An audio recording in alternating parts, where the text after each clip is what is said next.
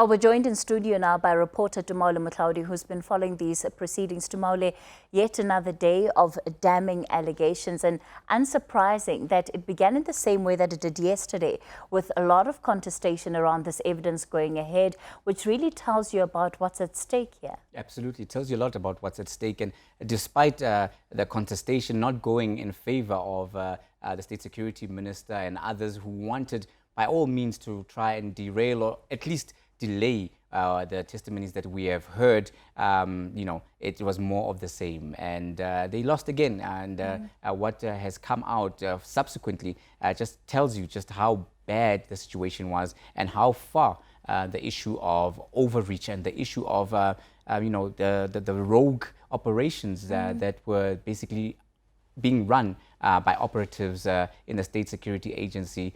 This was laid bare today for all to hear. Of course, Tumaole, we've moved a couple of steps further in that we're now dealing with names and individuals who are accused of very specific things, in particular Operation or Project Veza, as it were, and what it was able to uncover.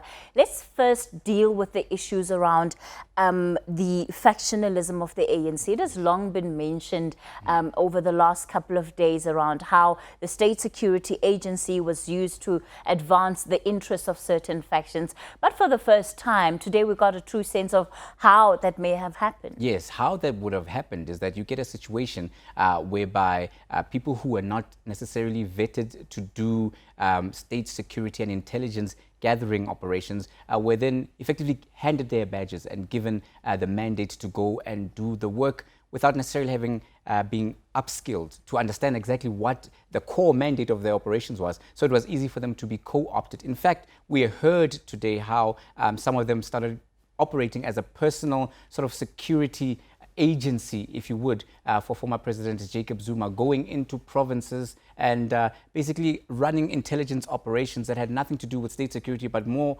about party lines and about the factional battles, who are saying who are saying what, or who seemed to be in which particular camp at the time, to protect the interests of the former president. This is the evidence that has been led, and this is very, very concerning indeed when you hear that state apparatus were then diverted to become the personal machinery, if you will, of the former head of state. Let's talk about this money that is said to have flown to the MKMVA. What exactly was happening there? Well, in terms of the money there, you would have money that was directed for operations, and then the agents who would then have been recruited and who were partisan, then withdraw from the State Security Agency's coffers, from state coffers, and then direct money. Of course, we've heard evidence how money would be given in bags and be given and transferred to various individuals. And some of this money, according to the evidence, would then find its way to the MKMVA. And the MKMVA would be using this money to bus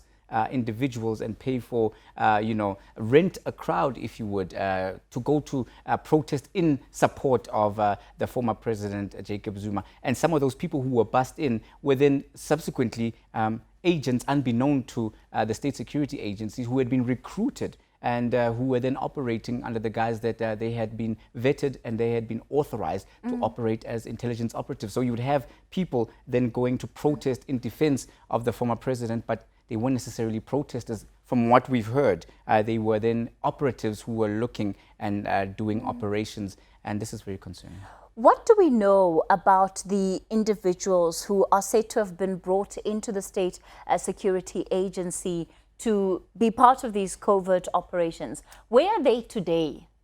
We don't know much, except that we do know where they come from, that majority of them were recruited from the KZN province, and that some of them would have, been linked in some way or another to the former president in that regard. Many of them were operatives that were either working within the SAPS and other security apparatus within the KZN province, who then recruited others from the province to then operate as operatives in the state security apparatus. Well, it seems pretty obvious now that if they weren't going to be called before the commission before, the likes of Siyabonga Gwele, David Mahlobo, Bongani Bongo will have to appear.